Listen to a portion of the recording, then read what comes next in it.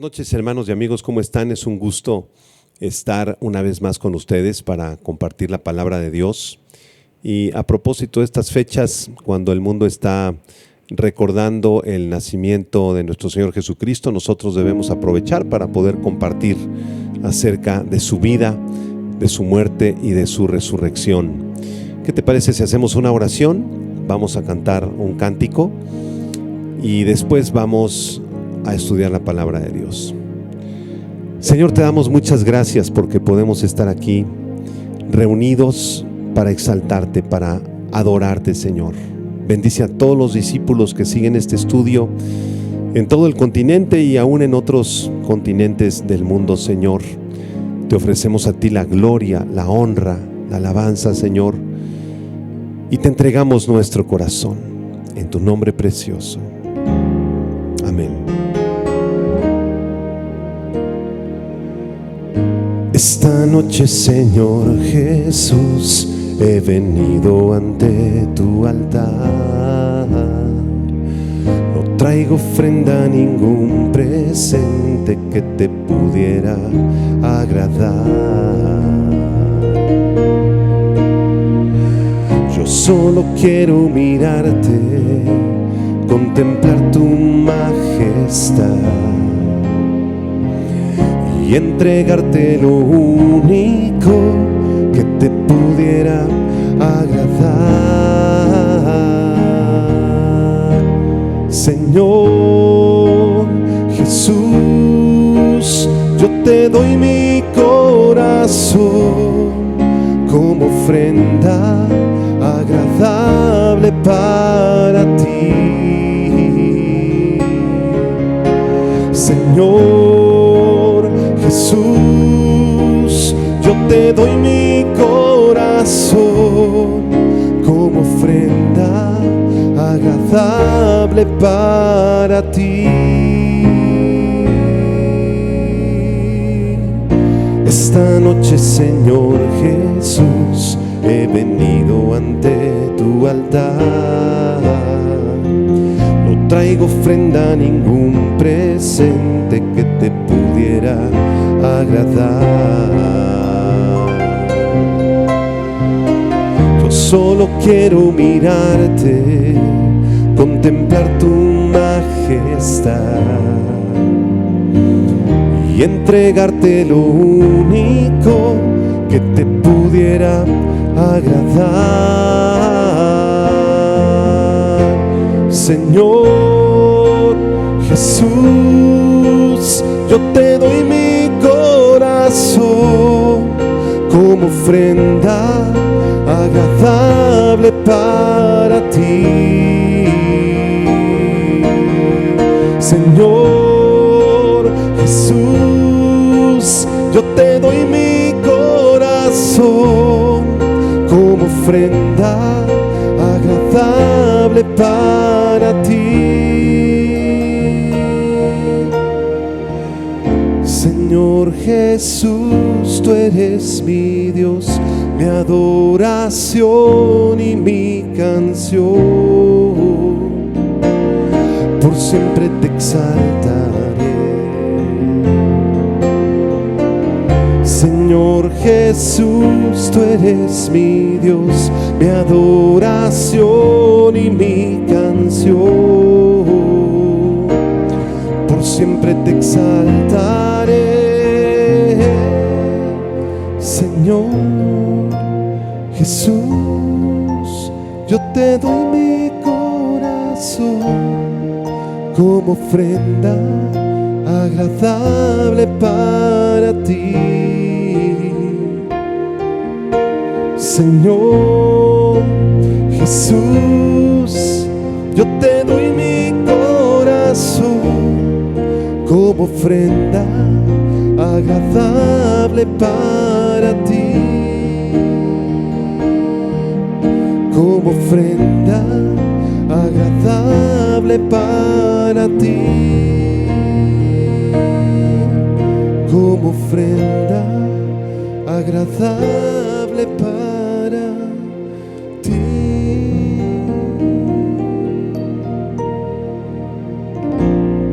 Recibe nuestro corazón, Señor Jesús, como una ofrenda agradable. Te damos la gloria a ti. Amén. Vamos a disponer nuestro corazón para recibir la palabra de Dios.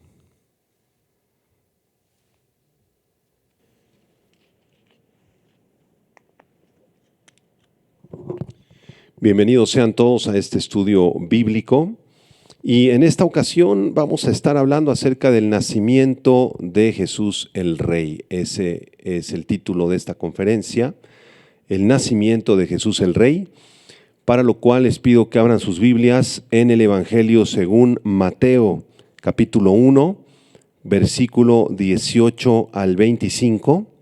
Mateo 1, 18 al 25. Recuerden que el nombre de Mateo significa regalo de Dios. Qué precioso nombre del evangelista. Y vamos a leer este relato del nacimiento de Jesucristo. Mateo 1, 18 al 25, versión Reina Valera 60, dice: El nacimiento de Jesucristo fue así.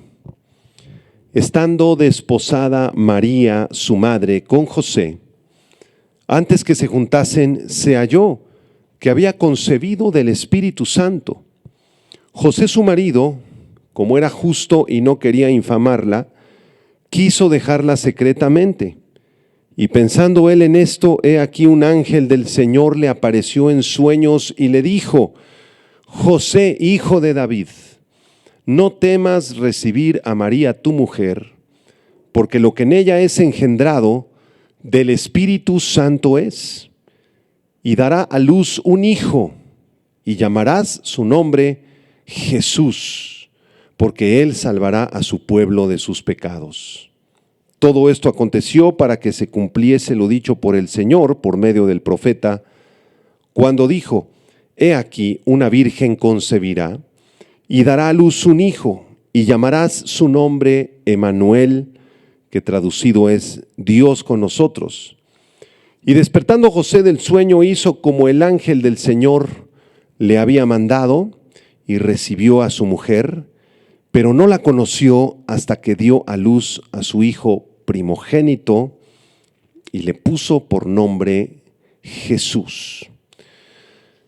Queridos hermanos, cuando se acercan las fechas navideñas, vemos cómo el mundo enloquece. Desde los primeros días de diciembre, todos están preocupados por conseguir los regalos, por preparar la cena navideña. Hay posadas, fiestas, piñatas, eventos escolares en las escuelas de los pequeños. Los hombres y las mujeres del mundo hacen un grandísimo esfuerzo por ser mejores en el mes de diciembre. Buscan llamar a quien no han llamado durante todo el año.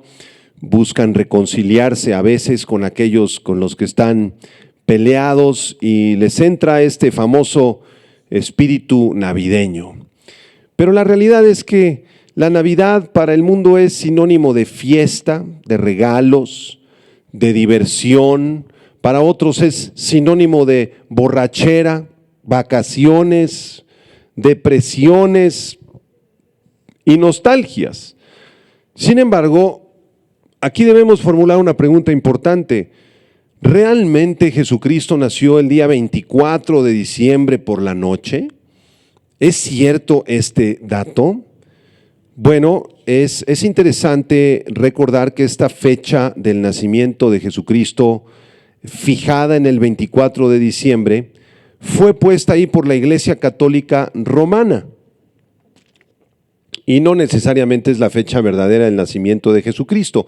Esta fecha fue fijada por el Papa Julio I en el año 350 después de Cristo, ya que en esa misma fecha en el Imperio Romano, o lo que quedaba del Imperio Romano, porque ya se había empezado a separar, a dividir, se celebraba la Saturnalia Romana, que era una festividad pagana, una fiesta insolente, llena de alcohol, de borrachera, y se celebraba el 24 de diciembre. Entonces el Papa Julio I en el año 350 se le ocurre la idea de juntar las dos festividades, de declarar la fecha del 24 de diciembre como la fecha del nacimiento de Jesús, para facilitar la conversión de los paganos, de todos aquellos que celebraban la fiesta de la Saturnalia.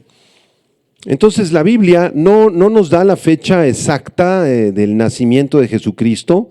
Ninguno de los 4 evangelistas, ni el apóstol Pablo, ni Pedro, nos aclaran cuál fue el día exacto o la hora exacta del nacimiento del Señor.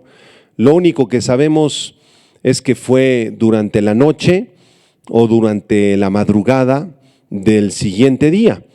Sin embargo, hay una manera interesante de aproximarnos bíblicamente a la fecha del nacimiento del Señor Jesucristo. Les voy a pedir que nos vayamos todos al Evangelio de Lucas, por favor, capítulo 1, versículo 5.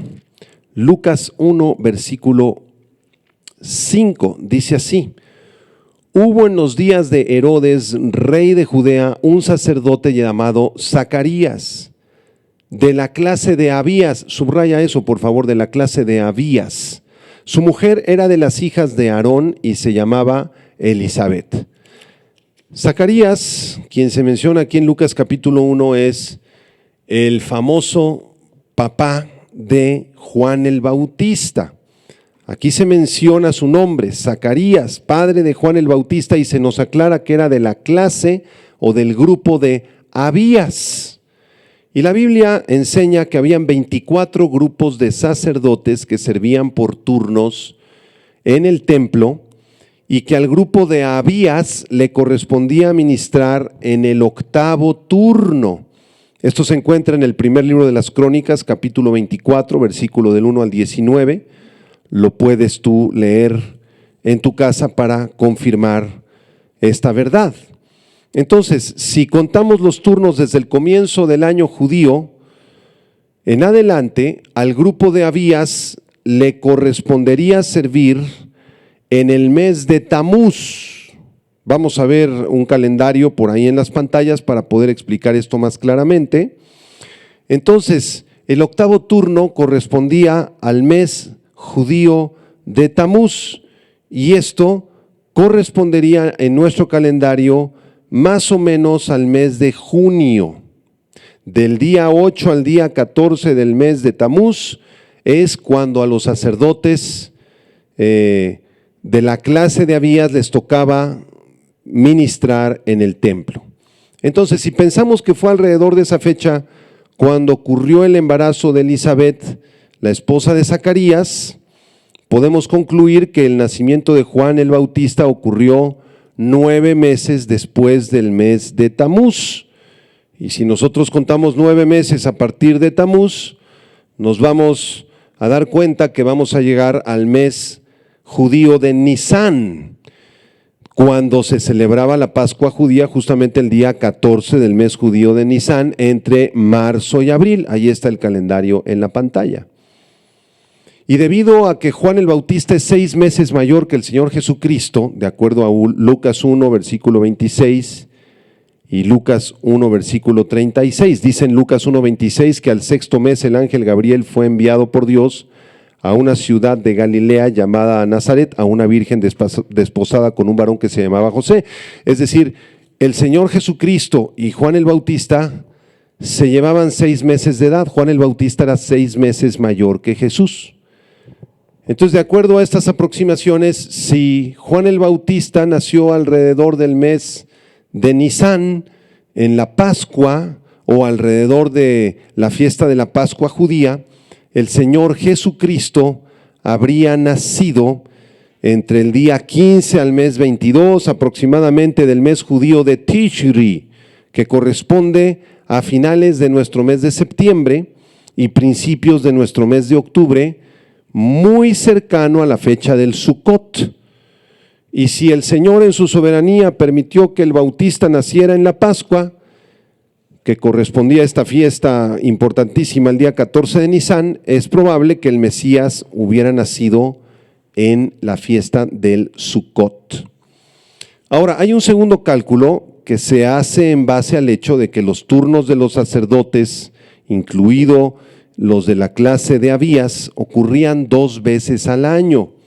Esto está confirmado en los manuscritos del Mar Muerto, descubiertos en el mes de Qumran. Así que el grupo de Abías le pudo haber tocado repetir servicio a finales del mes de septiembre, en el mes de Bul, del día 24 al 30 del mes de Bul, el 8º mes judío, y si tomamos esta fecha como punto de partida, Juan habría nacido a finales de junio y Jesucristo a finales del mes de diciembre, lo cual correspondería con las fechas de nuestra Navidad.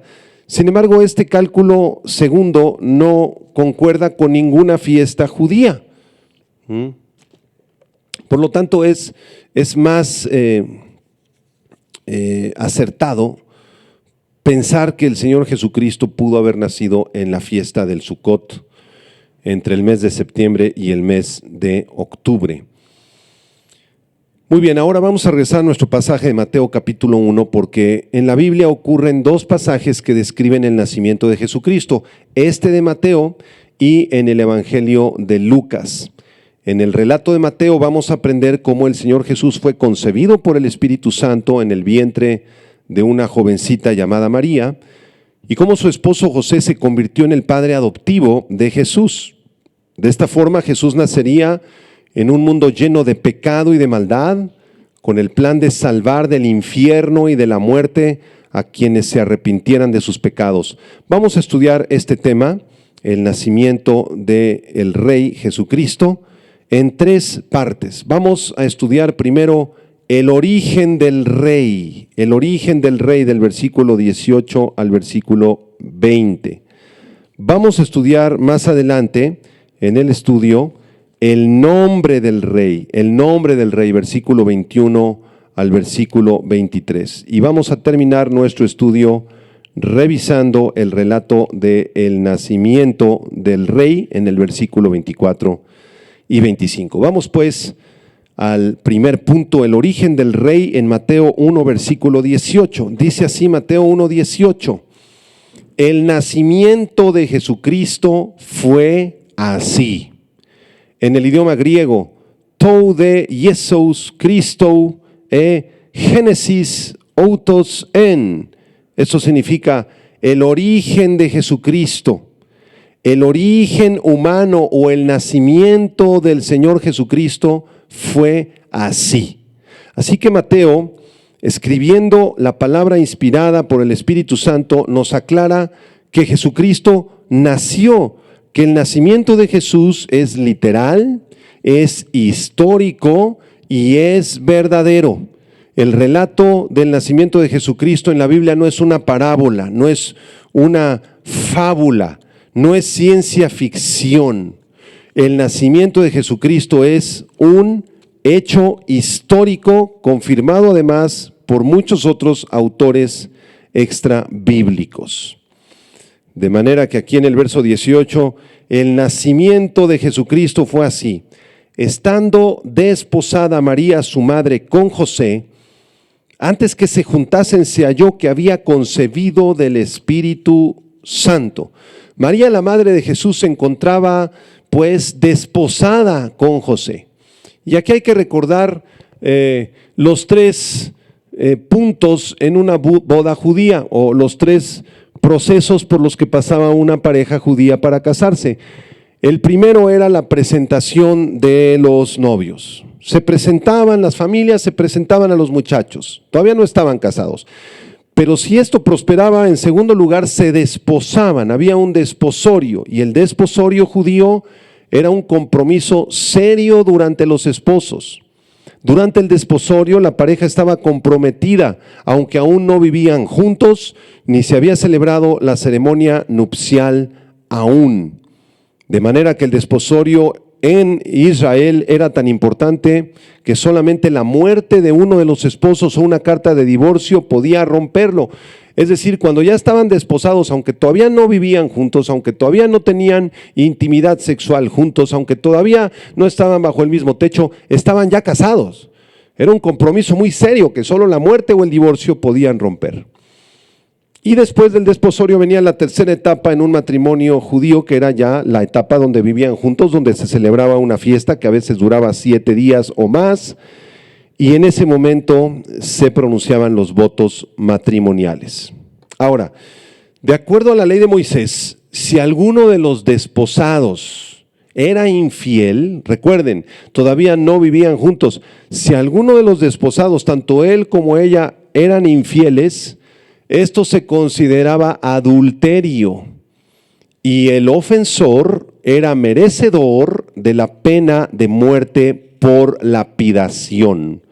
En Deuteronomio capítulo 22, versículo 23 y 24, dice así la ley de Moisés: si hubiere una muchacha virgen desposada con alguno, y alguno la hallare en la ciudad y se acostare con ella, entonces los sacaréis a ambos a la puerta de la ciudad y los apedrearéis y morirán. La joven porque no dio voces en la ciudad, y el hombre porque humilló a la mujer de su prójimo. Así quitarás el mal en medio de ti.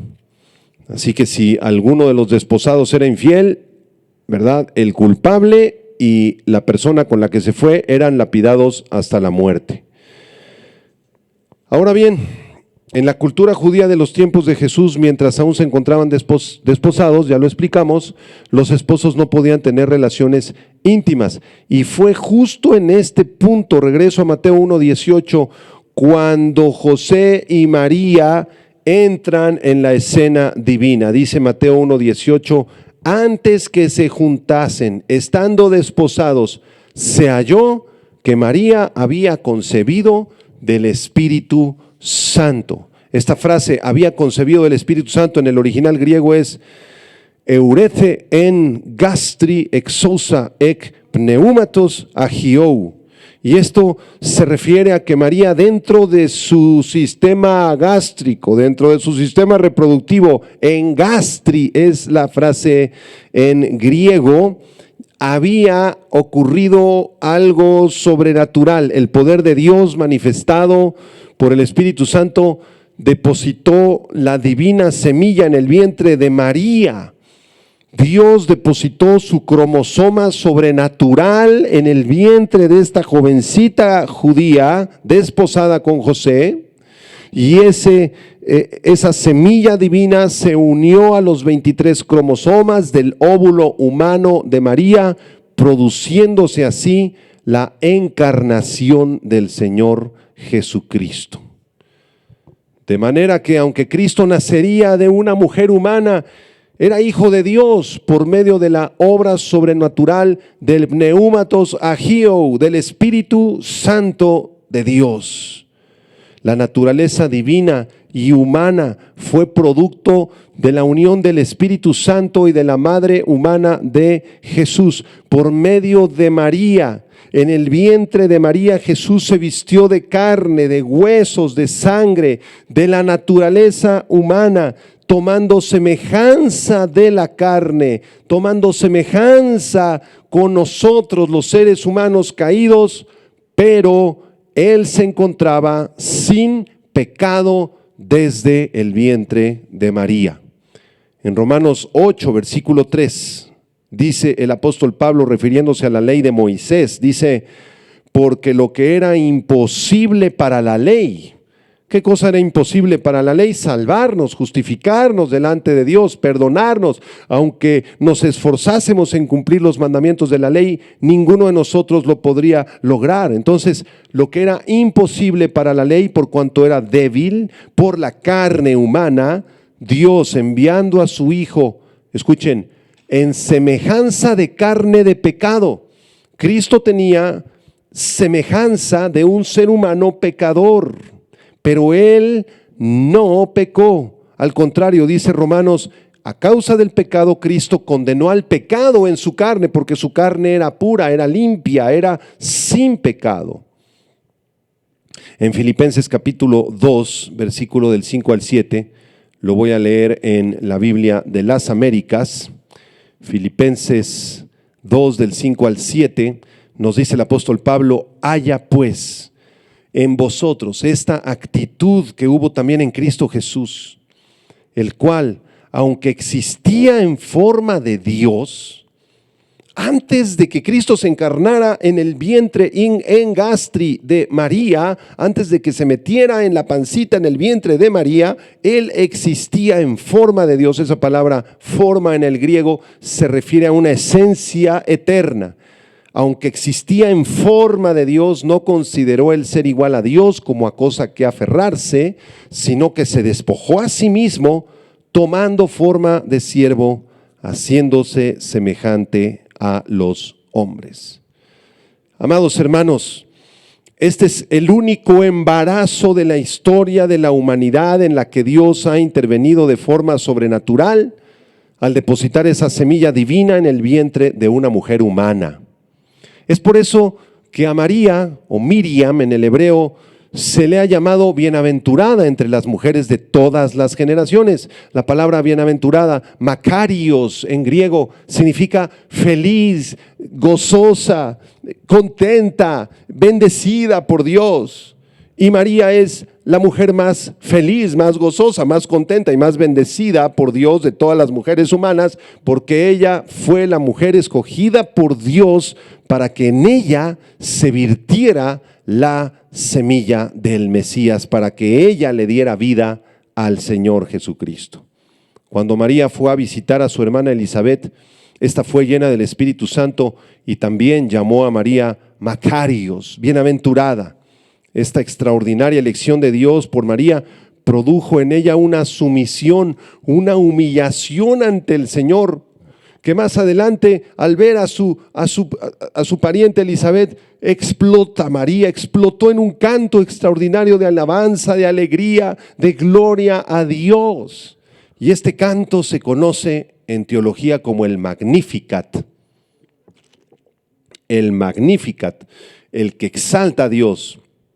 En teología es el Magnificat de María, que por cierto, el gran compositor y padre de la música Johann Sebastian Bach, allá en la Alemania del siglo XVII, tomó estos versículos que voy a leer a continuación, el maestro Johann Sebastian Bach, Lucas 1:46 en adelante, y compuso una obra majestuosa musical que se llama el Magnificat de Johann Sebastian Bach. Se los recomiendo que lo busquen y que lo escuchen, porque es una música de alabanza y de adoración a Dios preciosísima, que está inspirado justamente en este canto de María, que aparece en Lucas 1:46 al 56. Vamos a leerlo en la Biblia de las Américas. Lucas 1:46. Entonces María dijo: mi alma engrandece al Señor, magnifica al Señor, de ahí viene el nombre Magnificat. Mi alma magnifica o engrandece al Señor. Verso 47, mi espíritu se regocija en Dios mi Salvador, porque ha mirado la humilde condición de esta su sierva. Pues he aquí, desde ahora en adelante, todas las generaciones me tendrán por Macarios o bienaventurada, porque grandes cosas me ha hecho el poderoso y santo es su nombre.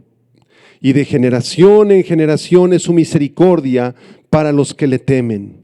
Ha hecho proezas con su brazo, ha esparcido a los soberbios en el pensamiento de sus corazones, ha quitado a los poderosos de sus tronos y ha exaltado a los humildes. A los hambrientos ha colmado de bienes y ha despedido a los ricos con las manos vacías. Ha ayudado a Israel su siervo para recuerdo de su misericordia, tal como dijo a nuestros padres, a Abraham y a su descendencia para siempre. María magnifica al Señor, reconoce su situación humilde, su situación pecaminosa, y reconoce también que necesita un Salvador, que ella es bienaventurada por llevar a Cristo en su vientre. En este cántico María exalta al Señor, y nosotros aprendemos que ella era una pecadora, que necesitaba un Salvador, igual que nosotros, igual que todos los hombres y las mujeres y los ancianos y los niños del mundo entero. Necesitamos un Salvador. Es la necesidad más grande del ser humano, ser salvado, ser perdonado. Aprendemos que María en este precioso pasaje en el Magnificat no pide para ella ningún reconocimiento, no solicita que se le venere, no solicita que se le invoque por todas las generaciones, no solicita mucho menos que se le adore. María era una mujer santa, preciosa, virgen cuando concibió a Jesús, que merece nuestra admiración cristiana, pero de ninguna manera la Biblia en ningún pasaje nos pide que veneremos a María o que le hagamos estatuas a María o que busquemos apariciones de María a través de vírgenes en muchas partes del mundo. Esto no aparece en la Biblia y no es bíblico. De manera que quienes hablan con María o le hacen plegarias a través de vírgenes que supuestamente se han aparecido en el nombre o en representación de María, como la Virgen de los Lagos, como la Virgen del Socorro, como la Virgen de Guadalupe, y las personas que invocan a estas estatuas, a estos ídolos, están cometiendo un grave error. Cometen un pecado de invocación a los muertos e idolatría que la Biblia condena grandemente. A veces nos preguntan si los cristianos creemos en María. La respuesta es claro que creemos en María. María fue un personaje histórico, bíblico, una mujer digna de admiración, de nuestro respeto. Es nuestra hermana en Cristo, pero ella falleció después de la crucifixión de Jesús. La Biblia no lo registra, pero ella falleció, ella murió. Y la Biblia nos prohíbe hablar con los muertos. No podemos invocar a María, no podemos buscarla, no podemos orarle, no podemos levantar rezos a María. Estas son herejías, son errores gravísimos que debemos de evitar. En 1 Timoteo 2, versículo 5, la Biblia dice: porque hay un solo Dios y un solo mediador entre Dios y los hombres, Jesucristo hombre, el cual se dio a sí mismo en rescate por todos, de lo cual se dio testimonio a su debido tiempo. Hay un solo mediador entre Dios y los hombres. María no es intercesora, María no intercede por nadie, no es necesario ir a María para que nos haga favores con Jesús. De ninguna manera. Nosotros debemos ir directamente al Padre a través del Hijo. El único intercesor entre el Padre y nosotros es el Hijo de Dios, Jesucristo. Después de esta importante aclaración, regresamos a Mateo 1. Vamos ahora al verso 19. El verso 19 dice: José, su marido, como era justo y no quería infamarla, quiso dejarla secretamente. José, el marido de María, era un hombre justo. Yosef, en el griego, Yosef de aner, autón, dikaios on. La palabra dikaios se tradujo aquí justo. O sea, José era un hombre virtuoso, un hombre que amaba a Dios, un hombre que procuraba guardar los mandamientos, un hombre que vivía una fe arrepentida, que clamaba a Dios por su salvación. Y de acuerdo al texto que estamos leyendo en el versículo 18 y en el versículo 19, pareciera ser que María no le informó a José del milagro que el Señor había hecho en su vientre, por temor a ser rechazada por él, porque desde luego el embarazo a los 3, 4, 6 meses, pues ya se notaba el embarazo en el vientre de María. Y María decidió confiar plenamente en el Señor. María sabía que el Señor podía convencer a José de que el fruto que ella llevaba en su vientre era un embarazo que provenía de una semilla divina y que ella no había traicionado a José ni había cometido adulterio. Por eso el Señor le mandó a este hombre dikaios, este hombre justo.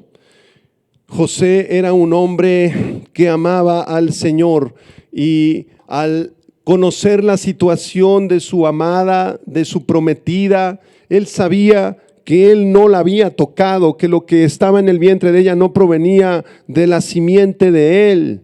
Pero al ser el justo no quiso infamarla. La palabra infamar Deigmatizo en griego. Deigmatizo significa exponer a la vergüenza pública, exponer a la desgracia pública. José no quiso exponer a su amada María a la vergüenza pública. ¿Qué hubiera hecho José si hubiera sido un hombre malvado, perverso? Un hombre que hubiera querido infamar, difamar a María. Bueno, tenía dos opciones de acuerdo a la ley José, a través de las cuales no hubiera pecado y hubiera infamado a María. En primer lugar, tenía la opción de llevar a cabo un divorcio público en el que la reputación de María hubiera sido lastimada para siempre. O hubiera decidido posiblemente aplicar la ley judía en todo su rigor y llevar a María a ser apedreada hasta la muerte en forma pública, de acuerdo a la ley de Moisés de Deuteronomio capítulo 22, versículo 20 al 24. Pero José no quiso hacer un divorcio público, un escándalo para lastimar la reputación de María. Tampoco quiso aplicar la ley de Moisés de Deuteronomio 22 porque José amaba a María. Entonces, más bien, quiso dejarla secretamente. Y aquí había una tercera salida que le concedía la ley a José, porque en Números capítulo 5, del 11 al 31, la ley permitía divorcios privados ante dos testigos. Y esto fue justamente lo que José propuso. De este modo, José cumpliría con la ley a cabalidad, mostraría compasión hacia María, misericordia hacia María, no la difamaría públicamente, sería un evento privado solamente con dos testigos, se firmaría una carta de divorcio, cada quien se regresa a su casa y no habría necesidad de hacer un escándalo social y mucho menos de apedrear a María. De manera que José, amados hermanos, es un gran ejemplo de amor, de compasión, de perdón y de misericordia para los creyentes de todas las épocas de la historia del cristianismo.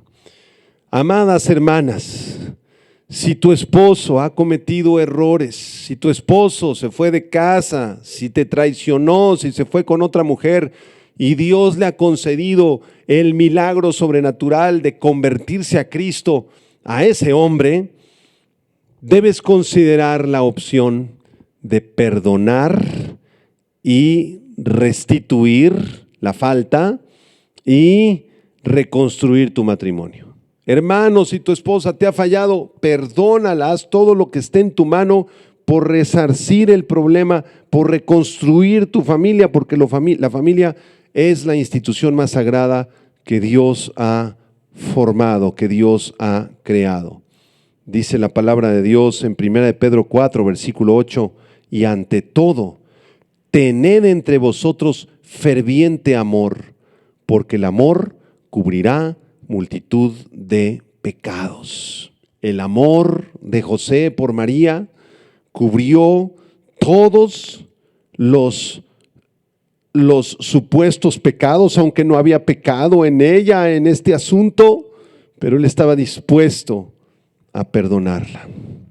José se encontraba perplejo, desde luego, por el embarazo inesperado de su mujer, y fue en este tiempo muy, muy duro, muy difícil, de mucha confusión para José, que un ángel se le apareció. Regresamos a Mateo 1, versículo 20, dice Mateo 1, 20, y pensando él en esto, he aquí un ángel del Señor le apareció en sueños y le dijo: José, hijo de David, no temas recibir a María tu mujer, porque lo que en ella es engendrado del Espíritu Santo es.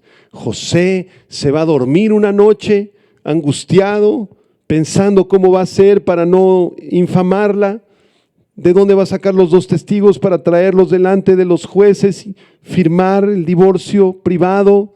¿Cómo va a ser para pagar el trámite?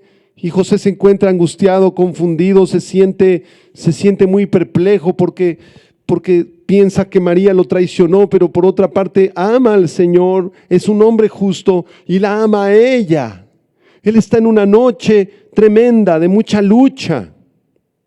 Y en esa noche un ángel del Señor se le aparece en sueños y le dice: no temas recibir a María, tu mujer. Cásate con ella, José, porque lo que ella lleva en su vientre del Espíritu Santo es. Así que el plan de José cambió, toda su angustia fue quitada, su perplejidad, su mente confundida fue sanada por Dios y él decidió tomar a María por esposa. Qué precioso. Vamos ahora al versículo número 21. En segundo lugar, vamos a analizar el nombre del rey. Versículo 21. Dice, y dará a luz un hijo, y llamará su nombre Jesús, porque él salvará a su pueblo de sus pecados. En otras palabras, es el ángel el que le pone el nombre al Salvador. No fue José ni María los que escogieron el nombre del niño, fue el ángel en este sueño quien le revela a José el nombre del Salvador. Y el nombre es Jesús. En griego, Jesús, que esta es la forma griega del nombre hebreo Yehoshua. Yehoshua, que se tradujo Josué, el libro de Josué en el Antiguo Testamento, ¿verdad? El personaje principal de este libro es Yehoshua, Josué. Entonces, el nombre Yehoshua es muy parecido al nombre Yeshua en hebreo, que se tradujo Jesús en griego y que se tradujo Jesús en español o Jesus en inglés. ¿Y qué significa este nombre Yehoshua o Yeshua o Jesús? Significa Yahweh es salvación. ¿Quién es Yahweh? YHWH chica H, es el nombre de Dios. El nombre que Dios le reveló a Moisés en Éxodo 3. ¿Cómo te llamas, Señor? Dime, ¿cuál es tu nombre para decirles a los egipcios? Mi nombre es Yo Soy el que soy. En el original hebreo es YHWH chica H, 4 letras hebreas, el tetragramatón, 4 letras. Ese es el nombre de Dios que significa Yo Soy. Entonces el nombre Yehoshua o Yeshua significa el Eterno es el Salvador o Yahweh es Salvador. Entonces este es un nombre apropiado para Cristo, ya que Él salvaría a su pueblo de sus pecados, dice el ángel en el versículo 21. Entonces Jesús no solamente es un hombre, sino que es Jehová. Y no solamente es Jehová, sino que es Jehová como nuestra salvación, Jehová encarnado. Él es nuestro Josué, el que nos introduce en el reposo que Josué, el de la Biblia, nunca pudo traer en sus tiempos, de acuerdo a Hebreos 4:8. Al nacer Jesús en Belén, se comenzarían a cumplir toda una serie de profecías bíblicas preciosísimas. Por ejemplo, la profecía de Isaías 53, versículo 6. Isaías 53, verso 6. Todos nosotros nos descarriamos como ovejas. Cada cual se apartó por su camino, mas Jehová cargó en él el pecado de todos nosotros. También se cumplió la profecía del Salmo 130, versículo 8, que dice: Él redimirá a Israel de todos sus pecados. De hecho, este Salmo 130, versículo 8, lo cita el ángel en el versículo 21, Mateo 1:21. Así que el ángel sabía de profecía. El ángel conocía la palabra de Dios. Avanzamos en nuestro estudio en el verso 22 y 23, Mateo 1, 22 y 23 dice: todo esto aconteció. Es decir, el embarazo de María, las dudas de José, el sueño maravilloso sobrenatural del ángel cuando José se fue a dormir. Todas estas cosas acontecieron ¿para qué? Para que se cumpliese lo dicho por el Señor por medio del profeta, cuando dijo: he aquí, una virgen concebirá y dará a luz un hijo, y llamarás su nombre Emmanuel, que traducido es Dios con nosotros. Vamos a Isaías capítulo 7 por unos instantes, por favor, porque 700 años antes del nacimiento de Jesús, el profeta Yeshayahu en hebreo, Isaías en español, escribió esta profecía preciosísima en Isaías 7, versículo 14. Por tanto, el Señor mismo os dará señal. he aquí la virgen concebirá y dará a luz un hijo y llamará su nombre Emmanuel. Esta palabra virgen, subráyala por favor en Isaías 7, versículo 14, proviene de la palabra hebrea almaj, con H al final, almaj, y se refiere a una jovencita soltera que no ha tenido relaciones sexuales. De manera que esta profecía de Isaías 7:14, Mateo la aplica a la Virgen María, quien sería una jovencita entre 15, 16, 18 posiblemente años de edad y que quedó embarazada por el Espíritu Santo. Y en Mateo 1:18 se nos revela un título del Mesías. Dice aquí el ángel en el versículo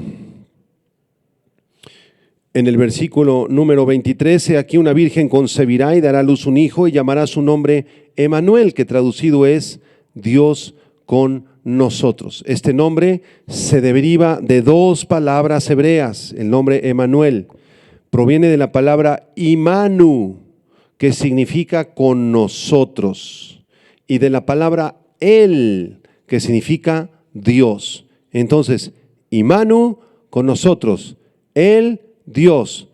En otras palabras, Immanuel o Emmanuel en español es con nosotros Dios o Dios con nosotros. Y es un título muy adecuado para el Mesías en su nacimiento, porque nos revela una vez más la naturaleza divina del Señor Jesucristo. La naturaleza divina del Señor Jesucristo. Y vamos a revisar el versículo 24 para terminar nuestro estudio. En tercer lugar, vamos a analizar brevemente el nacimiento del Rey. Versículo 24, Mateo 1:24. Y despertando José del sueño, por fin despertó este hombre justo, hizo como el ángel del Señor le había mandado. Y qué gran alegría, qué descanso tan grande, porque pudo recibir a su mujer, pero no la conoció. Esto significa que no tuvo relaciones íntimas con ella hasta que dio a luz a su hijo primogénito y le puso por nombre Jesús o Yeshua en hebreo. Así que el Señor fue misericordioso con este personaje de la historia del nacimiento de Jesús, el padre adoptivo de Jesús, José. Él es un ejemplo de obediencia, de fe, de sumisión incondicional a Dios. José no confió en su corazón, ni en el consejo de los hombres, ni quiso aplicar la ley de Moisés para apedrear a María, ni quiso infamarla públicamente. Él decidió, igual que ella, confiar en Dios, y por eso los dos fueron recompensados con su hijo primogénito, que era ni más ni menos el Salvador del mundo. Qué precioso ejemplo de una pareja cristiana. Así debe ser tu matrimonio, hermano y hermana. Una relación de plena confianza, de amor, de amistad, de compañerismo, de intimidad. Así debe ser el matrimonio cristiano, sobre todo una relación de confianza en Dios. Tanto José como María eran discípulos del Señor, amaban al Señor con todo su corazón. El matrimonio es para discípulos entonces. José podía identificarse claramente con aquel pasaje de Jeremías capítulo 17, versículos 5 al 7. Lo voy a leer a continuación. Jeremías 17, del 5 al 7. El profeta Jeremías dice las siguientes palabras. Jeremías 17, del 5 al 7. Así ha dicho Jehová: maldito el varón que confía en el hombre y pone carne por su brazo, y su corazón se aparta de Jehová. Será como la retama en el desierto, y no verá cuando viene el bien, sino que morará en los sequedales en el desierto, en tierra despoblada y deshabitada. Aquellos que no confían en el Señor, que confían en ellos mismos, que viven para ellos mismos, para los deseos de su carne, de su corazón, que se apartan del Señor, serán como una de esas ramas secas que dan vueltas en el desierto. No se van a dar cuenta cuando vengan las cosas buenas de la vida, sino que morarán en sequedales en el desierto.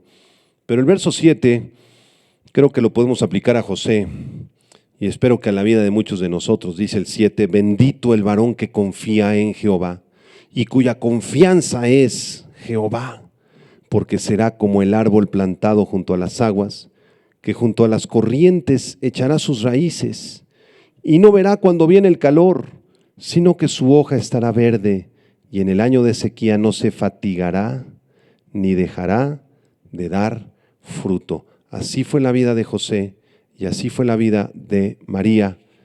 Y en el verso 25, para terminar, Mateo 1:25 dice que José no conoció a María, no tuvo relaciones íntimas con ella hasta después de que nació su hijo primogénito, a quien pusieron por nombre Jesús. Esto nos revela que después del nacimiento del Señor Jesucristo, José y María disfrutaron una vida conyugal normal, tuvieron hijos, tuvieron hijas, según lo registra el Evangelio de Mateo.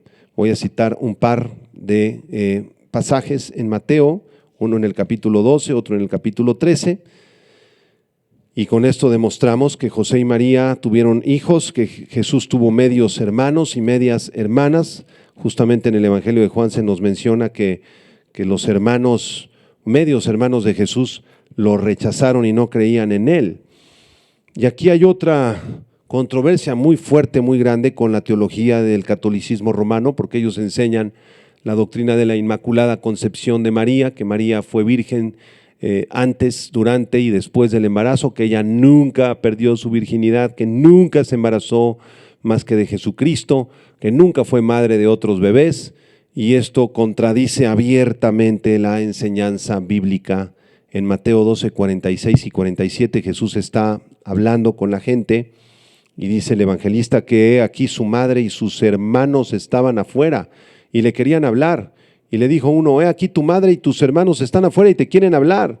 Y Jesús más adelante les dice, ¿quién es mi madre y mis hermanos? Sino los que hacen la voluntad de mi Padre. Pero aquí vemos cómo María y sus hermanos estaban ahí afuera de este lugar queriendo encontrarse con su medio hermano Jesús. Y en Mateo 13:55 la Biblia dice, ¿no es este el hijo del carpintero? ¿No se llama su madre María y sus hermanos Jacobo, José, Simón y Judas?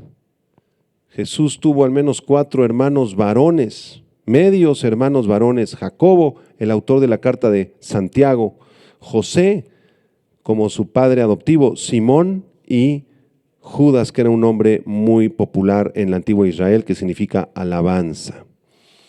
De manera, hermanos, que el verdadero motivo de la Navidad no es participar de la mercadotecnia de este mundo, sino del nacimiento de Jesús, darle gloria a Jesús. Los cristianos sí celebramos la Navidad porque la Navidad está en la Biblia, aunque la fecha no es el 24 de diciembre, pudo haber nacido Cristo en la fiesta del Sucot, no importa la fecha exacta, nosotros todos los días celebramos el nacimiento de Jesucristo. Debemos comprender también que José es un hombre que nos da ejemplo junto con María de rectitud, de integridad, de amor a Dios, de justicia y de un gran afecto por Dios y el uno por el otro. Vamos a hacer una oración para terminar. Padre, gracias te damos por este estudio del Evangelio de Mateo, que preciosas son las verdades bíblicas al saber que tú enviaste a tu Hijo Jesús.